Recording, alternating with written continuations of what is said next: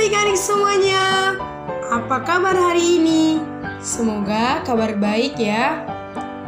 Adik-adik, hari ini kita bertemu lagi dalam ibadah sekolah minggu. Hari ini kita akan mendengar cerita tentang kuasa Tuhan Allah yang sanggup menolong orang yang percaya kepadanya.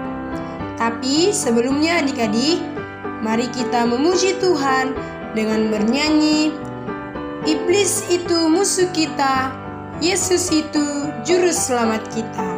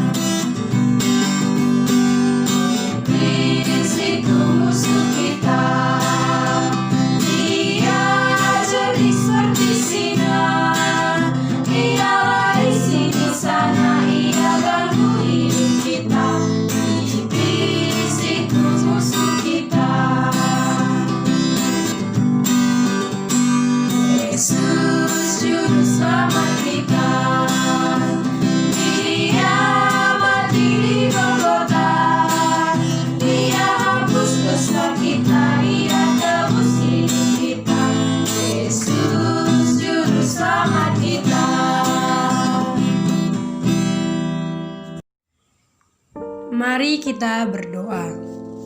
Tuhan Yesus yang baik, kami bersyukur Tuhan atas kasih-Mu, karena hari ini kami boleh kembali beribadah di ibadah sekolah minggu. Tuhan, kami mau mendengarkan firman-Mu, tolonglah kami supaya kami boleh mengerti firman-Mu. Di dalam nama Tuhan Yesus, kami bersyukur dan berdoa. Amin. Adik-adik, masih ingatkah adik-adik cerita seorang hakim di hari Minggu yang lalu? Ya, minggu lalu kita sudah mendengar tentang kuasa Allah melalui Hakim Gideon. Sekarang kita akan mendengar lagi tentang kuasa Allah yang hidup melalui Hakim Yefta. Bagaimanakah ceritanya? Mari kita dengarkan baik-baik. Orang-orang Israel adalah orang-orang yang percaya kepada Allah yang hidup. Allah yang hidup itu adalah satu-satunya Allah yang benar yang sudah menciptakan langit dan bumi ini. Allah yang hidup itu jugalah yang sudah membebaskan mereka dari musuh, yaitu orang Mesir. Dan bukan hanya itu saja, karena mereka terus percaya kepada Allah yang hidup dan yang benar itu, mereka juga ditolong Tuhan ketika berperang melawan banyak musuh-musuh, seperti orang Amori, suku Amon, orang Filistin, orang Sidon, suku Amalek, dan suku Maon. Tetapi pada suatu kali orang-orang Israel tidak mempercayai Allah yang hidup itu lagi. Mereka lebih percaya dan taat kepada Allah yang palsu. Buktinya, mereka beribadah dan memuja patung Baal dan dewa-dewa orang lain.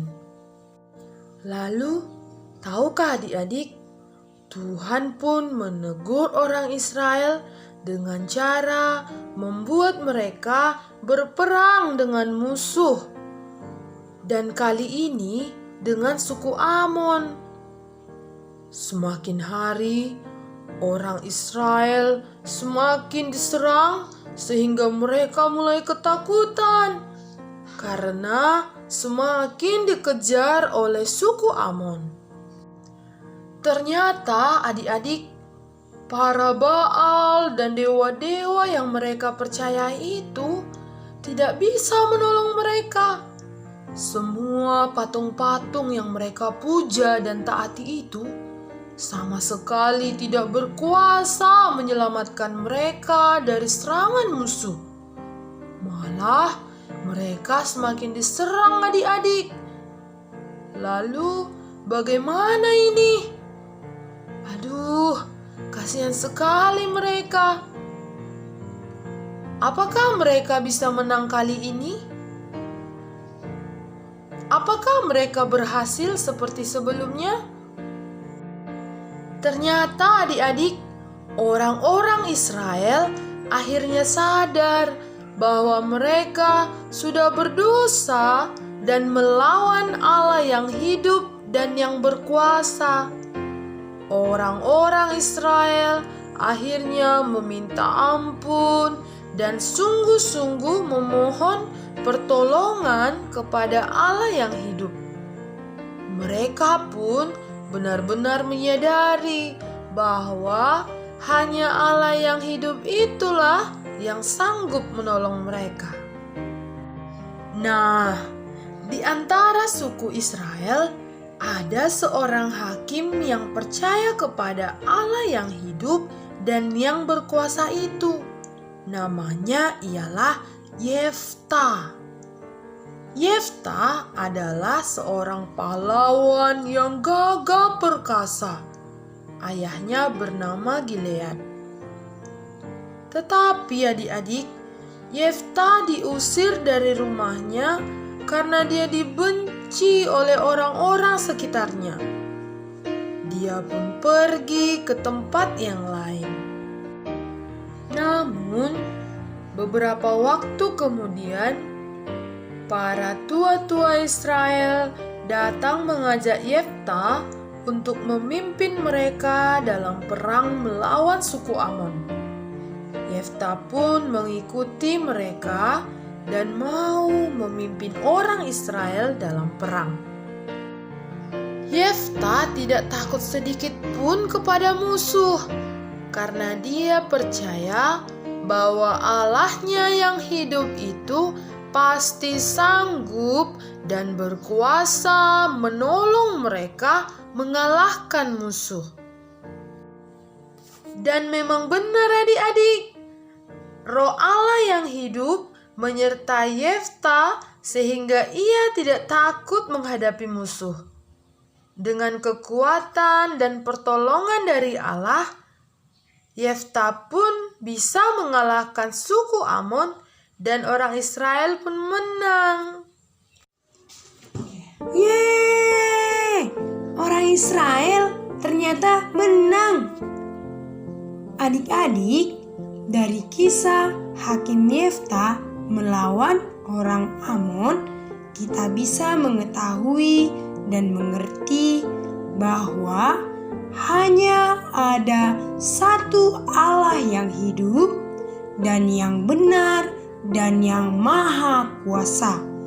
Itulah Allah yang dipercayai dan ditaati dan diandalkan oleh Yefta. Allah yang hidup itu sudah memperkenalkan dirinya kepada kita, itulah di dalam pribadi Yesus Kristus. Yesus Kristus adalah Allah yang hidup, yang maha kuasa untuk menolong kita melawan musuh. Sebenarnya adik-adik, kita mempunyai musuh. Musuh kita itu adalah iblis. Iblis yang selalu ingin membinasakan kita. Jadi, hanya Yesus Kristuslah satu-satunya Allah yang berkuasa menolong kita dan menyelamatkan kita dari kuasa iblis. Tidak ada yang lain yang bisa menolong selain Tuhan Yesus Kristus. Itulah sebabnya Tuhan Yesus datang dari sorga dan sampai mati di kayu salib hanya untuk menyelamatkan kita dari iblis. Oleh karena itu, adik-adik semua sangat perlu untuk mempercayai Yesus Kristus yang sudah datang dan yang sudah mati untuk menyelamatkan adik-adik semua. Percaya kepada Tuhan Yesus artinya menerima Yesus di dalam hati kita sebagai juru selamat kita. Itulah yang akan membuat adik-adik semua bisa menang dari musuh. Dan bukan hanya itu adik-adik.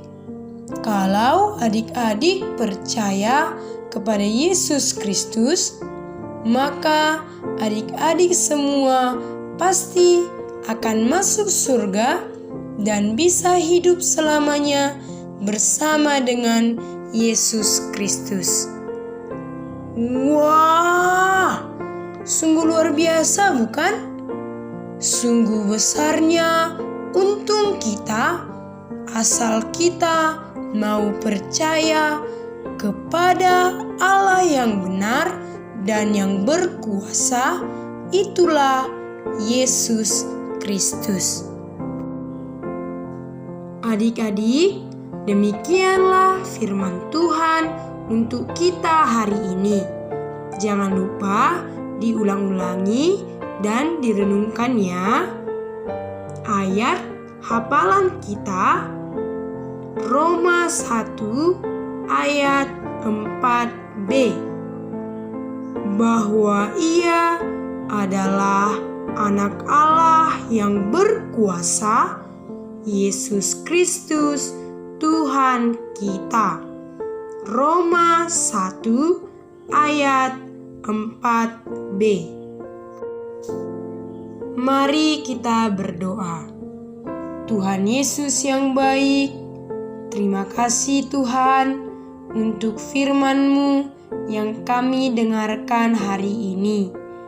Tolonglah kami ya Tuhan untuk bisa percaya sepenuhnya menerima Tuhan Yesus di dalam hati kami masing-masing.